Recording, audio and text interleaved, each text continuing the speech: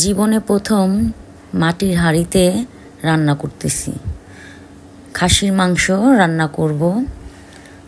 আর এই যে এখানে তেল দিয়ে দিলাম, তারপরে গরম মশলা, পেঁয়াজ, আদা, রসুন, লবণ এগুলো সব দিয়ে ভালো করে কষাবো।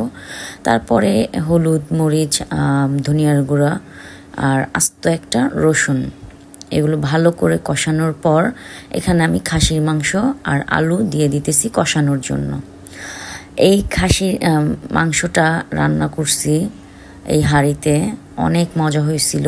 আর সবচেয়ে মজার কথা যেটা, এই হাঁড়িটা আমি কিন্তু কিনি নাই, এই হাঁড়িটা আমাকে আমার পাশের বাসার ভাবি দিয়েছে।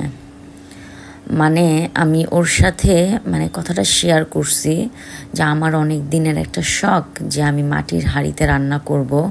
অনেক দিন ধরে কিনবো করেও আর কি দেশের পরিস্থিতির কারণে, যেটাই হোক যে কোনো কারণে আর কি দোল চত্বরের ওই দিক যাওয়া হয়নি, তাই কেনাও হয়নি।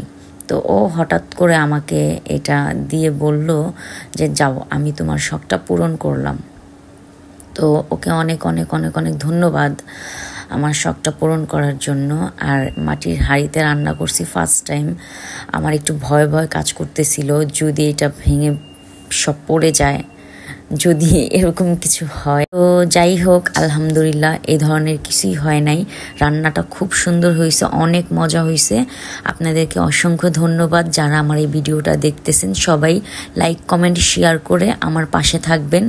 অবশ্যই অবশ্যই ফলো দিয়ে দেবেন আর শেয়ার করে দেবেন। আল্লাহ হাফেজ।